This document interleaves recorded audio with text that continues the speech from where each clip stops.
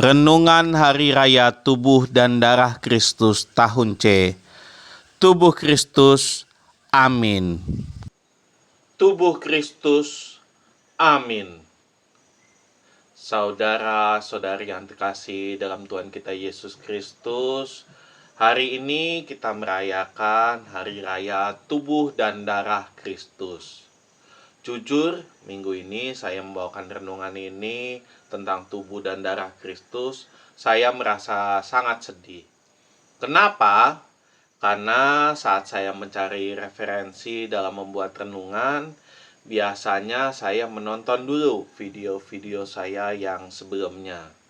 Siapa tahu ada kesamaan tema dan bacaan-bacaan pada tahun-tahun liturgi sebelumnya. Dan memang ada yang sama, karena memang hari ini kita merayakan Hari Raya Tubuh dan Darah Kristus, sama seperti tahun-tahun liturgi sebelumnya. Cuma beda bacaannya aja. Kali ini bacaannya tentang Yesus memberi makan ke 5.000 orang. Balik lagi, kenapa saya sedih menonton renungan saya di tahun liturgi sebelumnya, khususnya di tahun liturgi B, karena isinya tentang perjalanan saya sebagai seorang prodiakon, seorang pembagi komuni. Di tahun lalu, saya bersama beberapa orang dari stasi-stasi di paroki Peniung ini mendapat kesempatan untuk dilatih dan dilantik sebagai petugas pembagi komuni atau prodiakon.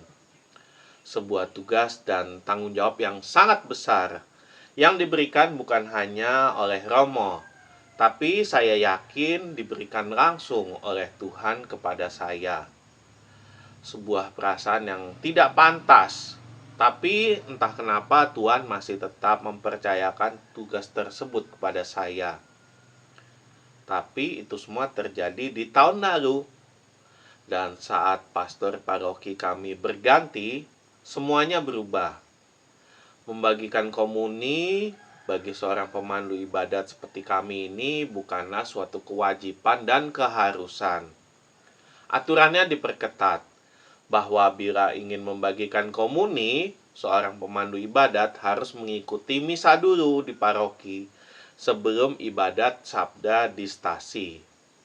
Itu artinya kami harus berangkat dari pagi, ikut misa jam 8 pagi di paroki, terus langsung pulang untuk ibadat di stasi.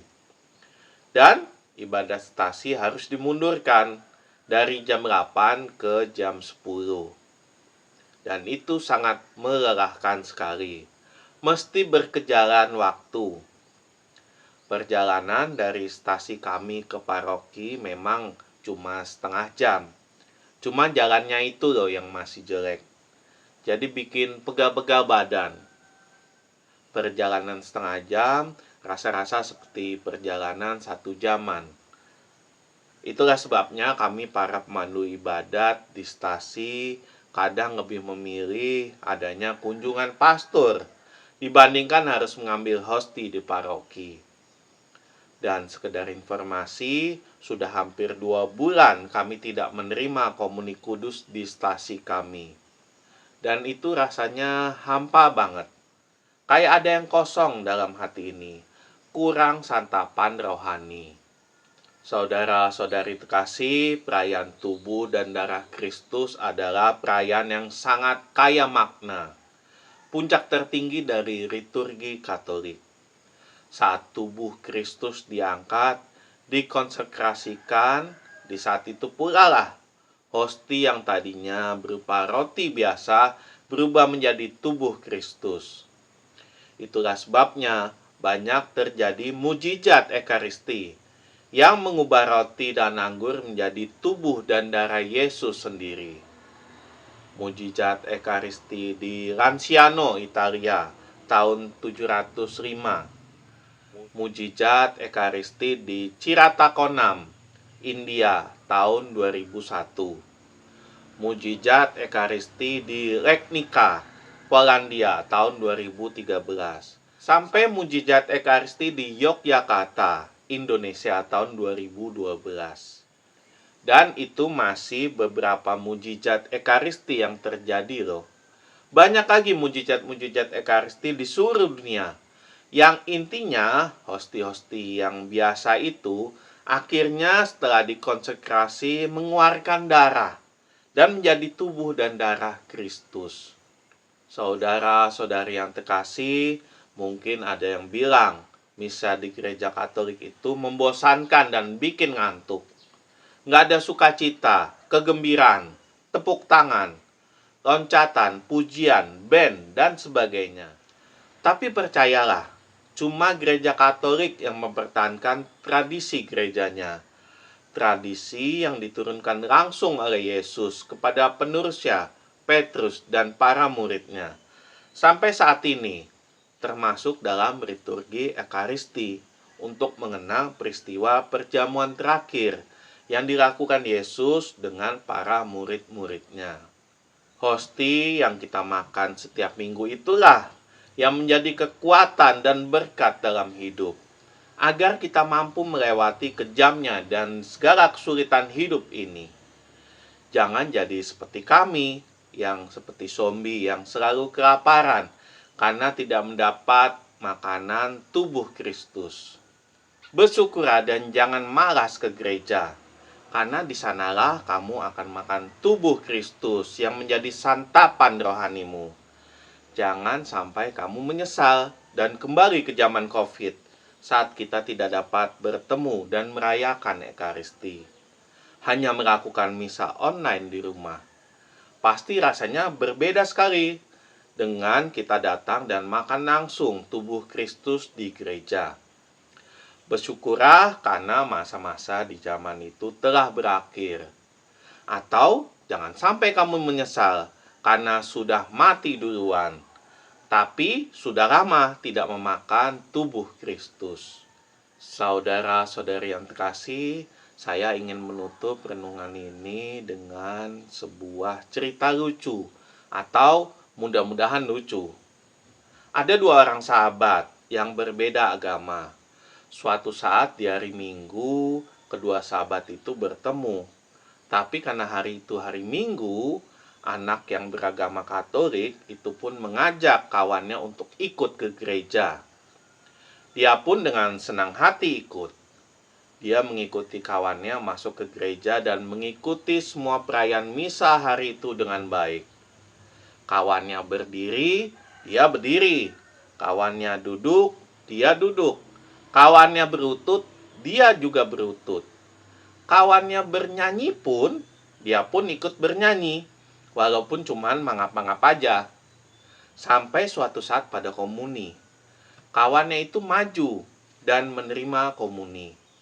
Dia pun mengikuti kawannya sampai ke depan. Celakanya, temannya itu tidak tahu kalau dia diikuti. Sambil lihat kiri kanan, dia pun bertanya-tanya dalam hati. Lagi baris antri apa sih mereka di depan nih? Dia lihat orang-orang pada mengatupkan tangannya. Dia pun ikut mengatupkan tangannya sambil berjalan. Saat dia sudah mau dekat pasturnya, dia pun melihat ke orang-orang. Sepertinya mengucapkan sesuatu, tapi nggak jelas, karena masih terlalu jauh. Saat dia sudah mau dekat, dia pun langsung membuka tangannya seperti orang-orang lainnya. Dan saat pastor mau membagikan komuni, pastor pun berkata, "Tubuh Kristus." Lalu dia pun menjawab, "Acong." Sontak pastor itu kaget dan menarik lagi tangannya yang memegang hosti dan menyuruh Acong untuk segera bergeser ke samping. Ternyata Acong itu salah sangka. Dia pikir saat pastor memberikan tubuh Kristus, dia harus menyebutkan nama masing-masing. Dan kebetulan temannya yang beragama Katolik itu namanya Benedictus Amin. Jadi saat pastor memberikan hosti dan kata tubuh Kristus, dia menjawab amin. Dipikirnya kita harus menyebutkan nama kita masing-masing. Makanya saat dikasih hosti dan pastor berkata tubuh Kristus, dia langsung menjawab acong. Acong pun bingung kan, kenapa disuruh minggir? Tapi Amin langsung nengok ke belakang, langsung narik tangan Acong untuk kembali ke tempat duduknya. Gimana ceritanya? Lucu nggak? Cerita Amin dan Acong yang nerima komuni. Dan Bapak Ibu tahu nggak kelanjutan dari kisah Amin dan Acong ini? Karena penasaran akan komuni, Acong pun memutuskan untuk belajar agama Katolik. Karena penasaran, dan akhirnya berpindah agama dari Konghucu menjadi Katolik. Sungguh ketidaksengajaan yang membawa berkat. Saudara-saudari terkasih, apa yang menarik dari cerita saya ini? Bahwa komuni bagi kita adalah sesuatu yang sangat berharga, sesuatu yang sangat dirindukan. Bahwa komuni bagi kita adalah sesuatu yang sangat berharga, sangat dirindukan. Bahkan coba kalian lihat, pernah nggak kalian memperhatikan bila ada seseorang yang ikut teman atau pasangannya misa, dan kita tahu dari mukanya atau dari gerak-geriknya dia itu bukan orang Katolik. Dia pasti datang dengan penuh ketertarikan dan penasaran. Dan tahu apa yang menarik bagi dia? Saat perjamuan kudus, saat konsekrasi, saat tubuh dan darah Yesus diangkat, pasti terlihat mereka memiliki ketertarikan dengan misa orang Katolik. Apalagi pada saat kita menyambut komuni, bisa kita lihat dari matanya, ada ketertarikan, penasaran, dan keinginan untuk ikut merasakan komuni itu. Buat orang-orang yang peka pasti bisa merasakan itu dari mereka. Rasa ingin ikut ambil bagian dalam persekutuan bersama saudara-saudari seiman Katolik. Dan kita patut bersyukur, semakin hari semakin banyak orang yang berpindah keyakinannya. Dan umat Katolik jadi bertambah jumlahnya. Dan salah satu yang paling membuat orang tergugah ya komuni itu. Saat Yesus memecah-mecahkan roti itu dan memberikannya kepada murid-muridnya seraya berkata, "Terimalah dan makanlah, inilah tubuhku yang diserahkan bagimu." Itulah puncak tertinggi dalam liturgi Katolik. Maka marilah Bapak Ibu, saudara-saudari terkasih, kita mengingat kembali kehadiran Tuhan dalam hidup kita lewat Ekaristi. Mari kita memberi santapan untuk rohani kita, untuk batin kita yang kosong. Yesus telah memberikan tubuh dan darahnya untuk kita. Dan marilah kita mengenangnya dan menyambut tubuh dan darah Kristus dengan mengatakan amin. Marilah kita hening sejenak, marilah kita merenung.